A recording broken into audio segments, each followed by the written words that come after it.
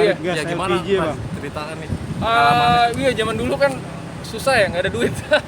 Cara ngasilin duit biar cepet ya tanya temen-temen yang segaulan di area rumah aja gitu, kayak yang apa cepet ya, ini kiloin koran mau nggak, angkut kiloin terus jual ke pasar kayak gitu. Terus sama upahan juga, kayak kebetulan tetangga tuh ada buat tukang gas gitu, dia jual gas. Jadi kalau kita nganter gas dari rumahnya dia ke gas pesanan gitu, kita dikasih duit, kasih upah gitu.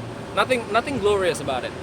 Maksud aku tuh kayak nggak something lah. Setiap orang juga pasti ngelakuin struggle-nya masing-masing kan gitu. Jadi saya cuma mau bilang bahwa selama kalian tuh punya usaha, itu adalah journey gitu.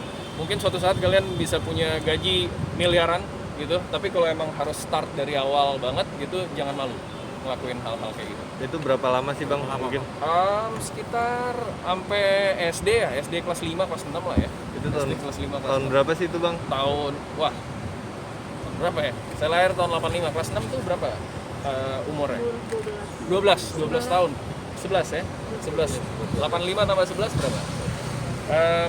96. 96. Tahun 96. Waktu itu diupah berapa Untuk bang? saat ini mengingat keadaan itu waktu itu seperti apa sekarang ini mengingat hal itu?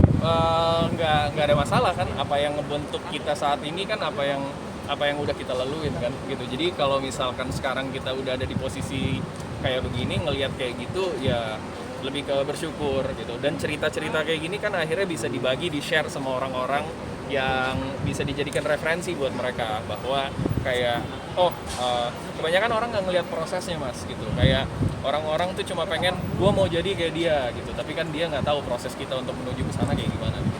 Untuk jatuh bangun sendiri Mas, di karir sendiri seperti apa nih selama ini? Jatuh bangun Iya, karir standar ya, dikritik habis-habisan pada saat selesai main film. Terus udah kayak gitu dibilang A, B, C, D, dibilang nggak usah acting lagi, dibilang nggak cocok untuk peran ini, nggak cocok untuk peran itu. Tapi pada akhirnya orang yang ngekritik cuma bisa ngekritik, kita yang pada akhirnya pegang kendali untuk bisa ngebuktiin ke mereka bahwa omongan mereka salah atau benar. Udah itu aja.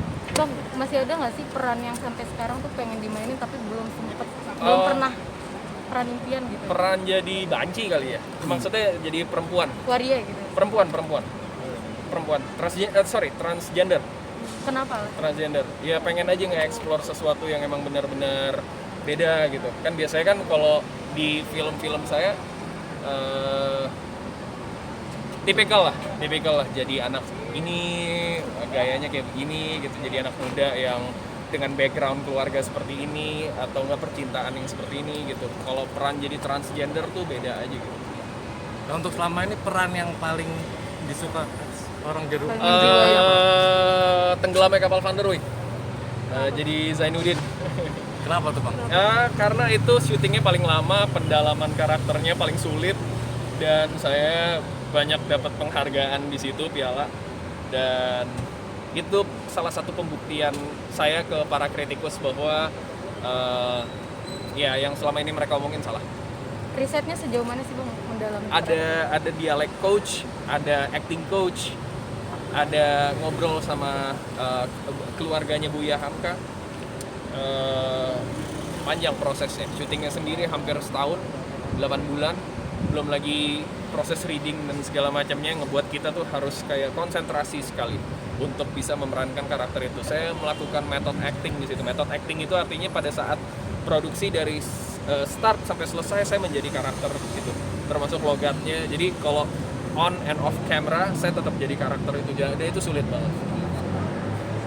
Bang, setelah berhasil memerankan Buya Hamka dari keluarga sendiri, keluarga Buya Hamka gimana bang? Appreciate. Saya udah 2 kali main filmnya Buya Hamka, itu Tenggelamnya Kapal Van der Wijk sama Dibawa Lindungan Ka'bah.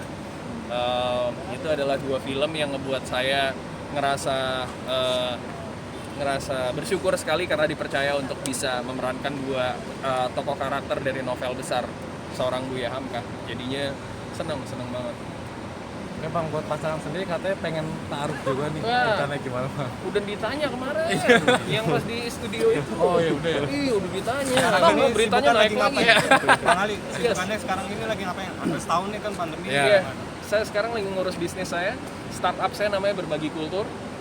Itu adalah media startup, movement kecil yang saya bikin untuk men-trigger perkembangan karakter bangsa gitu. Jadi gimana caranya supaya teman-teman kita yang suka sumbu-sumbu pendek, yang gampang banget termakan oleh hoax, gampang banget terombang-ambing akan hal yang sebenarnya nggak jelas, buktinya apa?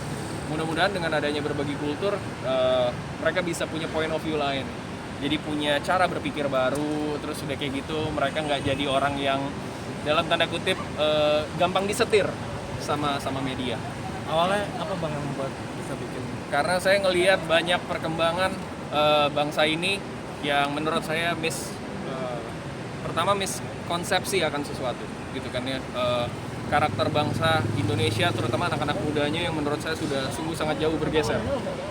Timur banget juga enggak, barat banget juga enggak gitu. Jadi kita kehilangan jati diri. Saya cuma pengen ngingetin bahwa kita orang Indonesia, kita punya apa yang kita bisa dan itu harus kita dorong, kita kembangkan. Soalnya ini adalah legacy kita semua. Ini tanggung jawab mas-mas sama kita semua buat adik-adik kita nanti.